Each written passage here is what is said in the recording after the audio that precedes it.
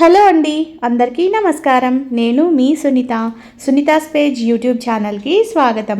ఏంటండి, సమ్మర్ వచ్చేసింది. ఇంకా మన ఆడవాళ్ళ ఊరికే ఉంటామా చెప్పండి? ఆవకాయ పెట్టుకోవడము, చల్లమిరపకాయలు పెట్టుకోవడము, వడియాలు వేసుకోవడము, ఇలాంటివన్నీ చేసేస్తూ ఉంటాం కదా. మనకి చాలా ఇష్టం కూడా ఇవన్నీ చేసుకోవడం అంటే. సో నేను కూడా ఈ సంవత్సరం అయితే ఇలాగ చల్లమిరపకాయలు చేసుకున్నాను, ఇంకా ఆవకాయ కూడా పెట్టుకున్నాను అనమాట. ఆవకాయ అయితే చాలా బాగుంది టేస్ట్ అసలు. ఇంకా చల్లమిరపకాయలు కూడా అండి నెక్స్ట్ లెవెల్ ఉన్నాయి టేస్ట్. వీటి టేస్ట్ అలవాటు పడిన వాళ్ళకి మాత్రమే తెలుస్తుంది. అందుకని చెప్పేసి నేను ఈ వీడియోలో చల్లమిరపకాయలు ఎలాగ ప్రిపేర్ చేసుకోవాలో ప్రాసెస్ మొత్తం చూపిస్తాను. చివరి వరకు చూడండి, చాలా సింపుల్గా ఉంటుంది వీడియో, ఓకేనా? ఫస్ట్ అయితే మనము ఇక్కడ 1 కేజీ మిరపకాయలు తీసుకొని నేను మీకు చూపిస్తున్నాను అనమాట. ఇవన్నీ 1 కేజీ మిరపకాయలు అనమాట. అండ్ ఇక్కడ చూపిస్తున్నాను కదా, ఈ వెరైటీ మిరపకాయలు అయితే మనకు మజ్జిగ మిరపకాయల కోసం చాలా బాగుంటాయి అన్నమాట. అండ్ ఇంకా కొన్ని షార్ట్ మిరపకాయలు కూడా వస్తాయి, అవి బజ్జీ మిరపకాయలకి దగ్గరగా ఉంటాయి అన్నమాట చూడ్డానికి. అవి కూడా బాగుంటాయి మనకి ఇలాగా చేసుకోవడానికి. ఫస్ట్ అయితే ఈ మిరపకాయలన్నింటినీ మనం క్లీన్ చేసుకుందాము.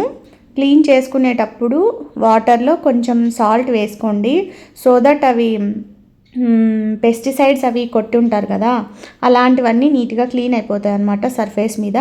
అందుకని చెప్పేసి కొంచెం ఉప్పు వేసుకొని సాల్ట్ వాటర్లో నీట్గా క్లీన్ చేసుకొని పక్కన పెట్టేసుకోవాలన్నమాట. ఈ మిరపకాయలన్నింటినీ ఒక వెడల్పాటి పాత్ర తీసుకొని క్లీన్ చేసుకొని అన్నీ పక్కన పెట్టేసుకోవాలన్నమాట.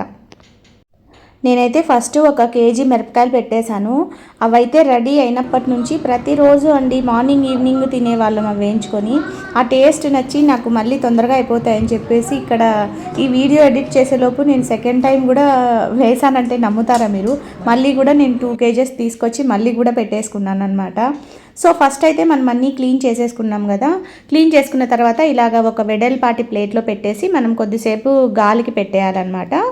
సో తర్వాత అవి కొంచెం తడారిపోయిన తర్వాత ఇక్కడ వీడియోలో చూపిస్తున్న విధంగా మనము ఘాట్లు పెట్టుకోవాలన్నమాట. మిరపకాయలకి ఒక నైఫ్ తీసుకొని, కత్తి తీసుకొని ఇలాగా ఒక సైడ్ ఘాట్లు పెట్టేసుకుంటే సరిపోతుందండి. దాంట్లో మనం విత్తనాలు కూడా తీయాల్సిన అవసరం లేదు, ఎందుకంటే అవి మజ్జిగలోకి సగం విత్తనాలన్నీ వెళ్ళిపోతాయి అన్నమాట. సో మనము సపరేట్గా తీయాల్సిన పని లేదు. అండ్ మిరపకాయల్లో విత్తనాలు ఉంచేస్తేనే అవి కొంచెం స్టిఫ్గా ఉంటాయి, ప్లస్ వేయించుకున్న తర్వాత బాగుంటాయి అన్నమాట. మనం విత్తనాలన్నీ ఫస్ట్లోనే రిమూవ్ చేసేసామనుకోండి, అవి ఏమి ఉండవన్నమాట, ఇంకా పీలగా అయిపోతాయి అన్నమాట కాయలన్నీ ఎండిన తర్వాత, ఓకేనా? సో మనం ఇలాగ జస్ట్ ఘాట్లు పెట్టేసుకొని అన్నీ పక్కన పెట్టుకుంటే సరిపోతుంది. చూసారా, నాకైతే ఇక్కడ ఈ గిన్నె నిండా వచ్చేసినాయి అన్నమాట 1 కేజీ మిరపకాయలు. సో నెక్స్ట్ ఏం చేయాలంటే ఇక్కడ మనము పెరుగు ఇంకా నిమ్మకాయలు తీసుకున్నాను. నేనైతే ఈ పెరుగుని ఒక 2-3 డేస్ నేను పెరుగు తోడు పెట్టేసుకొని పక్కన పెట్టుకున్నాను అనమాట. ఒక 2 డేస్ బాగా పులియనిచ్చాను అనమాట మజ్జిగని, సో దట్ అది బాగా పులుపు ఎక్కుతుంది కదా మజ్జిగ పెరుగు. సో అందుకని చెప్పేసి నేను ఒక 2 డేస్ పెట్టిన తర్వాత ఫ్రిడ్జ్లో పెట్టేశాను అనమాట. ఇక్కడైతే నేను ఒక 2-3 నిమ్మకాయలు అయితే తీసుకున్నాను. నిమ్మరసం వేసుకోవడం వల్ల చాలా బాగుంటాయండి చల్లమిరపకాయలు. ఇదివరకు ఎవరైనా చేయకపోతే ఇలాగ చేసి చూడండి, మీకే తేడా తెలుస్తుంది. అవి వేయించుకున్న తర్వాత కొంచెం లైట్గా ట్యాంగినెస్గా అనిపిస్తుంది, తినేటప్పుడు చాలా బాగుంటాయి అన్నమాట. సో ఇక్కడైతే నేను ఒక 1/2 లీటర్ అయితే తీసుకున్నాను అనమాట పెరుగు. 1/2 లీటర్ పెరుగు అయితే మనకు సరిపోతుంది 1 కేజీ మిరపకాయలకి. సో ఒక 4 స్పూన్ల ఉప్పు వేసుకోండి. ఉప్పు ఏంటంటే మనము నార్మల్గా ఇవి కల్లుప్పు కాకుండా నేనైతే ఇక్కడ నార్మల్గా నైస్ తీసుకున్నాను అనమాట. అది మనకి ఎక్కువ ఉంటుందన్నమాట సాల్టీనెస్. సో అందుకని చెప్పేసి నేను ఒక 4 స్పూన్స్ వేసుకున్నాను. అండ్ ఈసారి వచ్చేసి ఒక చిన్న ప్రయోగం కూడా చేశాను. ఏంటంటే ఇదే మజ్జిగలోకి నేను కొంచెం జీలకర్ర పౌడర్ కూడా వేసాను అనమాట. జీరా పౌడర్ ఎలా ఉంటుందో చూద్దాం ఫ్లేవర్ అని చెప్పేసి. అండ్ ఫైనల్గా చెప్పాలంటే టేస్ట్లో పెద్ద తేడా అయితే ఏం లేదండి, నార్మల్గానే అనిపించాయి. టేస్ట్ కూడా ఏం మారలేదు జీరా పౌడర్ వల్ల. సో నెక్స్ట్ వచ్చేసి ఇక్కడ నేను పెరుగు మొత్తము ఒక వెడల్పుగా ఉన్న బాక్స్లోకి వేసుకుంటున్నాను అనమాట. సో లోతుగా ఉండే బాక్స్ తీసుకోండి మీరు, లోతు ఎక్కువ ఉన్న బాక్స్. సో అలాగైతే మనకు మిరపకాయలన్నీ బాగా మునుగుతాయి అన్నమాట లోపలికి, పెరుగు లోపలికి. సో మనమైతే ఒక లోతు ఎక్కువ ఉన్న బాక్స్ తీసుకొని ఇలాగా పెరుగు అంతా అందులోకి వేసేసుకొని సరిపడా వాటర్ కలుపుకోవాలన్నమాట. మనకి ఐడియా వస్తుంది కదా, అప్పుడే మనకు ఎన్ని వాటర్ వేస్తే ఈ మిరపకాయలన్నీ ఇందులో మునుగుతాయి అని చెప్పేసి. సో అంతవరకు వాటర్ వేసుకోవాలన్నమాట. వాటర్ వేసుకొని ఒకసారి మొత్తం అంతా మిక్స్ చేసేసి నెక్స్ట్ ఈ మిరపకాయలన్నింటినీ ఈ మజ్జిగలో వేసేయాలన్నమాట. ఎండలు బాగా మండిపోతున్నాయండి బయట. అసలు వడియాలు కానీ ఇలాగ మిరపకాయలు కానీ అసలు చాలా బాగా ఎండిపోతున్నాయి తొందరగా. నాకైతే హార్డ్లీ ఒక 5 days పట్టిందంటే ఇవి రెడీ అవ్వడానికి. 5th day కంతా నేను వేయించుకొని తిన్నాను అనమాట. ఇవి అంత తొందరగా ఎండిపోతున్నాయి. మనకు అడ్వాంటేజ్ అనమాట ఈ ఎండ వల్ల ఇది.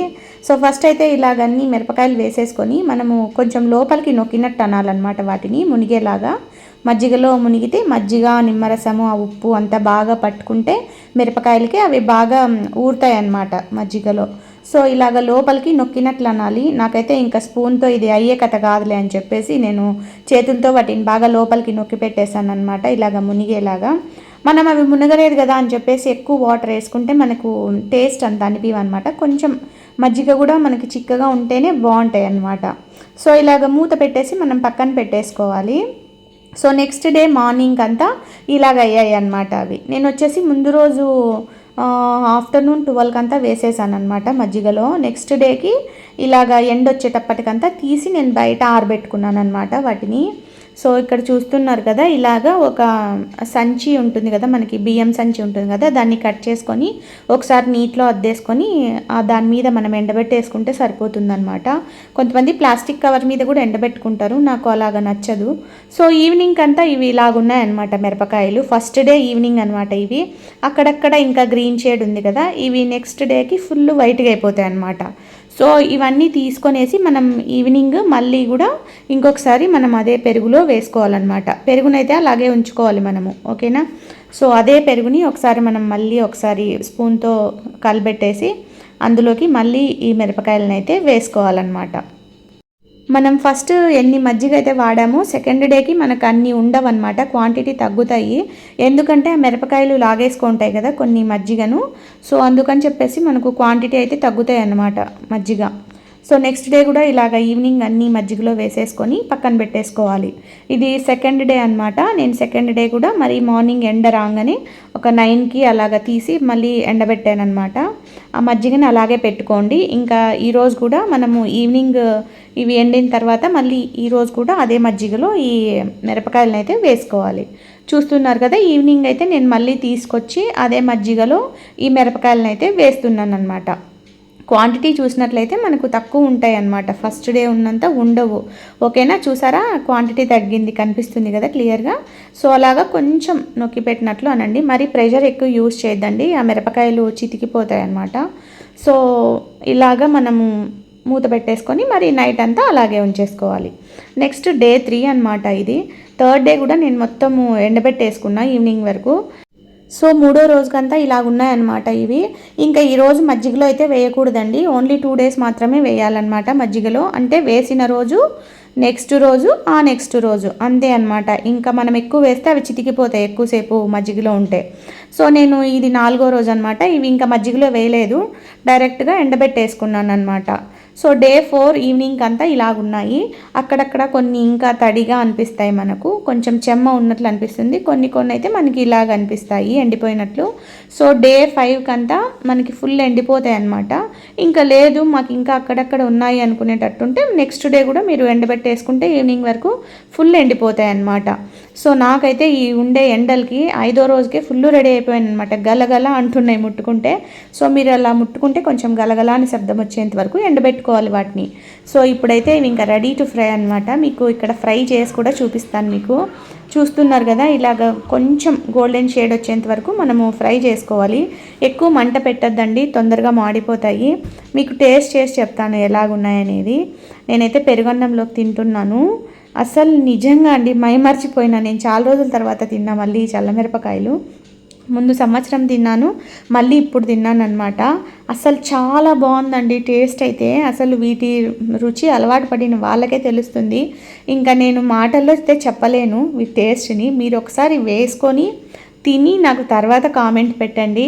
ఇవి చాలామందికి తెలిసే ఉంటుంది ప్రాసెస్, బట్ తెలియని వాళ్ళ కోసం కొంచెం క్లియర్గా ఉంటుంది కదా అని చెప్పేసి నేను ఈ ప్రాసెస్ని అంతా అయితే వీడియో తీయడం జరిగింది. సో నా వీడియోకి అయితే మీరు ఖచ్చితంగా సపోర్ట్ చేస్తారనుకుంటున్నాను. అండ్ చివరి వరకు చూసినందుకు థ్యాంక్ యూ సో మచ్ అండి. అండ్ నా వీడియో యూస్ఫుల్ అనుకుంటే లైక్ చేయండి అండ్ మీ ఫ్యామిలీ మెంబర్స్తో షేర్ చేసుకోండి. ఛానల్కి సబ్స్క్రైబ్ చేసుకోండి. ఇలాంటి వీడియోస్తో ఇంకా వస్తూ ఉంటాను. ఓకేనా? అందరికీ టేక్ కేర్. Bye bye.